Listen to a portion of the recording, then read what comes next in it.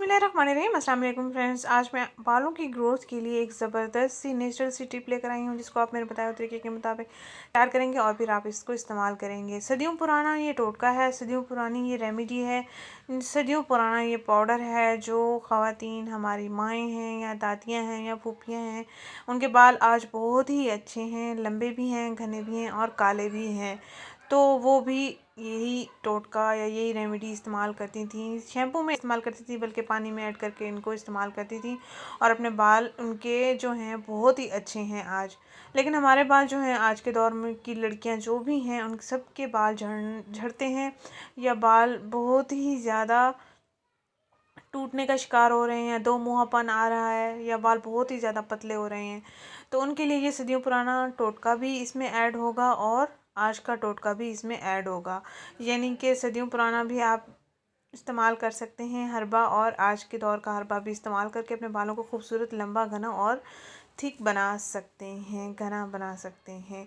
आपने करना ये है कि मिट्टी लेनी है, मिट्टी जो कि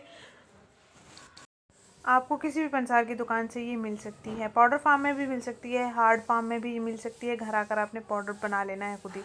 आपने करना ये है कि जब भी आपने बाल धोने हैं, बालों को शैम्पू करना है, उससे पहले आपने एक काम कर लेना है। एक प्याली में 1 चम्मच मिट्टी का पाउडर लेना है, उसको पानी में आपने ऐसे हल्का सा गीला कर लेना है और उसके बाद आपने हस्बे ज़रूरत जितना आप शैम्पू इस्तेमाल करते हैं बालों को धोने के लिए, बालों को वॉश करने के लिए, उतना ही आपने शैम्पू ले लेना है।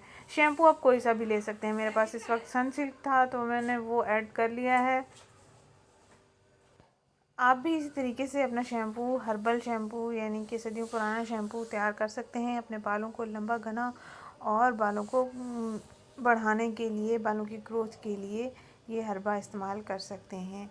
नेचुरल सी टिप है, इसका कोई साइड इफ़ेक्ट्स नहीं है, बल्कि आपको बहुत सारे फ़ायदे हासिल होंगे। अगर आपकी बालों में खुश्की, सकरी है, ख़ारिश है, आजकल ख़ारिश भी होने लगी है, तो ये टोटका जो मैं तैयार कर रही हूँ ये मैं ख़ुद भी अब इस्तेमाल करूँगी, इसलिए मैंने सोचा सबसे पहले आपसे भी शेयर कर लूँ और उसके बाद मैं ख़ुद भी इस्तेमाल करूँ। ये टोटका मुझे अम्मी ने बताया है, अम्मी ने कहा कि ऐसे ही तुम एक रेमेडी बना के शेयर कर सकती हो और ख़ुद भी इस्तेमाल कर सकती हो, क्योंकि मेरे बालों में बहुत ज़्यादा ख़ारिश हो रही थी और बाल बहुत ही ज़्यादा झड़ रहे हैं, बिल्कुल पतले हो रहे हैं। जो माएँ दूध पिलाती हैं या ज़िचकी में हैं या ज़िचकी के बाद उनके बाल ख़राब हो गए हैं, तो वो इस टोटके का इस्तेमाल करके अपने बालों को बेहतर बना सकते हैं। मिलते हैं नेक्स्ट वीडियो में। अगर ये रेमेडी आपको पसंद आए तो लाइक शेयर करना मत भूलें।